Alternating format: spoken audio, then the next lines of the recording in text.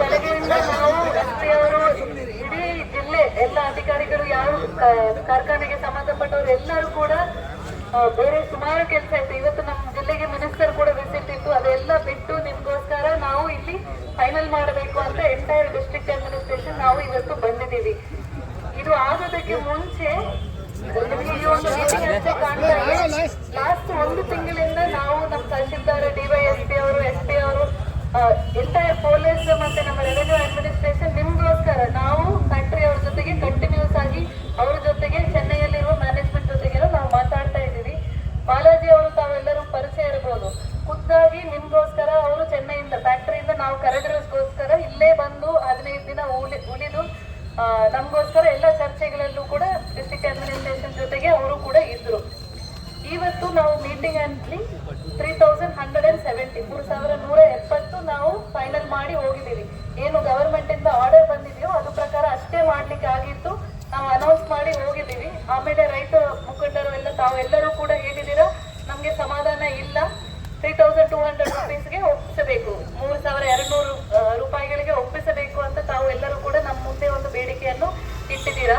ಇದು ಆದ ಮೇಲೆ ಸೆಪರೇಟ್ ಆಗಿ ನಾವು ತಹಶೀಲ್ದಾರ್ ಚೇಂಬರ್ ಅಲ್ಲಿ ಕೂತ್ಕೊಂಡು ತುಂಬಾ ಡೀಟೇಲ್ ಆಗಿ ಚರ್ಚೆ ಮಾಡಿದ್ವಿ. ಎಲ್ಲ ರೈತರು ಕೂಡ ಅವ್ರದ್ದು ಕಷ್ಟ ಏನಿದೆ ಅಂತೆಲ್ಲ ಹೇಳಿದ್ರು, ಫ್ಯಾಕ್ಟರಿ ಅವರು ಅವ್ರ ಕಷ್ಟ ಏನಿದೆ ಅಂತ ಹೇಳಿ ಕೊನೆಯದಾಗಿ ನಮ್ಮ ಇಲ್ಲಿ ಇರುವ ನಮ್ಮ ಕಾರ್ಖಾನೆಯವರು ಅವ್ರ ಮ್ಯಾನೇಜ್ಮೆಂಟ್ಗೆ ಕನ್ವಿನ್ಸ್ ಮಾಡಿ 3200ಕ್ಕೆ ಒಪ್ಪಿಸಿದ್ದಾರೆ. ಈಗ ಇದರಲ್ಲಿ ನಮ್ದು ಸ್ವಲ್ಪ ಪಾತ್ರ ಇದೆ, ಒಪ್ಕೊಳ್ತೀನಿ. ಬಟ್ ಫ್ಯಾಕ್ಟರಿ ಅವರು ತುಂಬಾ ಕನ್ವಿನ್ಸ್ ಮಾಡಿ ಅವ್ರ ಮೇಲೆ ಹಾಕೊಂಡು ನಾವು ಇಲ್ಲ ನಮ್ಮ ರೈತರ ಜೊತೆಗೆ ಅಷ್ಟು ಕಬ್ಬು ತರಿಸ್ಕೊಂಡು ನಾವು ಮಾಡ್ತೀವಂತ ಅವ್ರ ಮಾತು ಕೊಟ್ಟು ಒಪ್ಪಿಸಿದ್ದಾರೆ.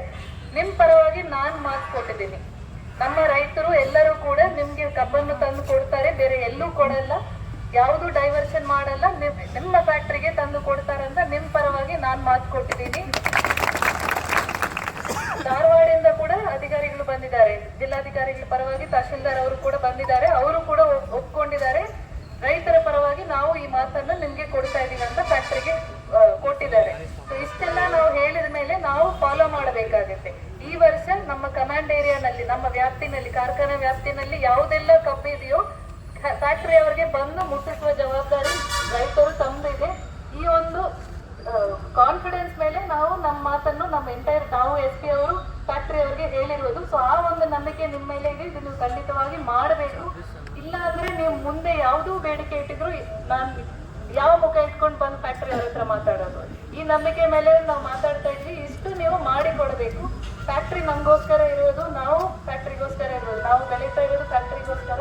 ಇಬ್ಬರು ಒಟ್ಟಿಗೆ ಸೇರಿಕೊಂಡು ಚೆನ್ನಾಗಿ ಈ ವರ್ಷ ಕಟಾವು ಮಾಡಿ ಇಬ್ಬರಿಗೂ ಒಳ್ಳೇದಾಗ್ಲಿ ಅಂತ ಹೇಳುತ್ತಾ ನಿಮ್ ಪರವಾಗಿ ಮಾತು ಕೊಟ್ಟಿದ್ದೀನಿ. ನೆಕ್ಸ್ಟ್ ಇಯರ್ ಏನೇ ಇದ್ರು ನಾವು ಬರಬೇಕಂದ್ರೆ ನೀವು